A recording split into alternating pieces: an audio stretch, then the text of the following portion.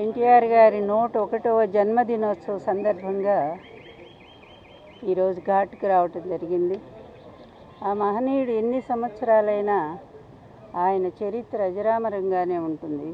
తెలుగు జాతి ఉన్నంత వరకు తెలుగు వాళ్ళ గుండెల్లో ఆయన స్థిరమైన స్థానాన్ని సంపాదించారు. ఒక నటుడుగాను, అదేవిధంగా గొప్ప రాజకీయవేత్తగాను భారతదేశంలో కాంగ్రెస్కి యాంటీ పార్టీలన్నింటినీ కూడా ఆయన కలిపి ఒక తాటి మీదకి తీసుకొచ్చి నేషనల్ ఫ్రంట్ స్థాపించి మొత్తం భారతదేశంలోని తెలుగు జాతి గౌరవాన్ని నిలబెట్టిన ఏకైక వ్యక్తి ఒక నందమూరి తారక రామారావు గారు. నేను ఆయన భార్యని అవటం ఎన్నో జన్మలుగా చేసుకున్న పుణ్యం నేనది. ఆ మహనీయుడిని ఇప్పుడు కుటుంబ సభ్యులు మేమే కాదు, యావత్ ఆంధ్ర జాతే కాదు, ఎక్కడ విదేశీయాల్లో ఉన్న తెలుగు జాతి కూడా ఆయన్ని స్మరించుకుంటూనే ఉంది. ఎన్నో చోట్ల మరి ఈ కార్యక్రమం నిర్వహిస్తూనే ఉన్నారు. ఎన్నో అన్నదానాలు జరుగుతున్నాయి, ఎన్నో రక్తదానాలు జరుగుతున్నాయి. ఇన్ని సంవత్సరాలు ఆయన చనిపోయి దాదాపు 28 సంవత్సరాలైంది. 96 ఆయన జనవరి 18వ తారీఖు మనల్ని అందరినీ వదిలిపెట్టి వెళ్ళారు. కానీ ఆయన కీర్తి మాత్రం ఎప్పటికీ చెక్కు చెదరకుండా అలాగే ఉండిపోయింది. అది నిజమైన ఇది. అంటే మనిషి పుట్టుక ఎక్కడ ఉంటుందంటే మరణం తర్వాతే ఉంటుంది.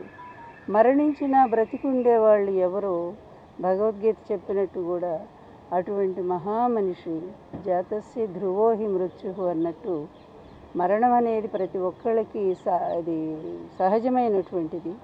మరణించిన బ్రతికి ఉండటం అనేది ఒక్క ఎన్టీఆర్ గారికే సాధ్యపడింది అనుకోవాలా. ఆయన ఎప్పటికీ ఉంటారు. నేను ఒక్కటే కోరుకుంటున్నాను, ఆయన ఆశీస్సులు తెలుగు ప్రజలందరికీ అందాలి, ఎప్పటికీ అందాలి. ఆయన ఆత్మ తెలుగు ప్రజల చుట్టూనే తిరుగుతూనే ఉంటుంది. న్యాయం కోసం ఆయన పోరాటం సాగిస్తూనే ఉంటుంది. మళ్ళీ మంచి ఈ ఎలక్షన్ల తర్వాత మంచి పరిపాలన కోసం ఆయన తప్పకుండా ఆయన ఆత్మ ఆశీస్సులు అందిస్తూనే ఉంటుంది. ఆంధ్రప్రదేశ్లో మంచి సుపరిపాలన మళ్ళీ కంటిన్యూ కాబోతూ ఉంది. అదేవిధంగా ఇక్కడ తెలంగాణ రాష్ట్రంలో కూడా మంచి పరిపాలన వాళ్ళు అందించాలని మేము కోరుకుంటూ ఉన్నాము. ఎందుకంటే ఎక్కడున్నా తెలుగు జాతి, తెలుగు ప్రజలు సుఖంగా ఉండాలి. నాయకులైన వాళ్ళు స్వార్థానికి, అవినీతికి తల వంచితే ఏ విధమైనటువంటి శిక్షలు ఉంటాయో కూడా ప్రత్యక్షంగా చూస్తూ ఉన్నాము. అందువల్ల ప్రజల కోసం జీవించే వాళ్ళు నాయకులు అనేది ఎన్టీఆర్ గారు ఒక్కరే చాటి చెప్పారు. అందువల్ల ఆయన స్ఫూర్తితో ఆంధ్రప్రదేశ్లో పరిపాలన అలాగే సాగుతూ ఉంది. అదే కంటిన్యూ అవుతుంది కూడా. అందువలన రేపు 4వ తారీఖు జరిగే ఎన్నిక తర్వాత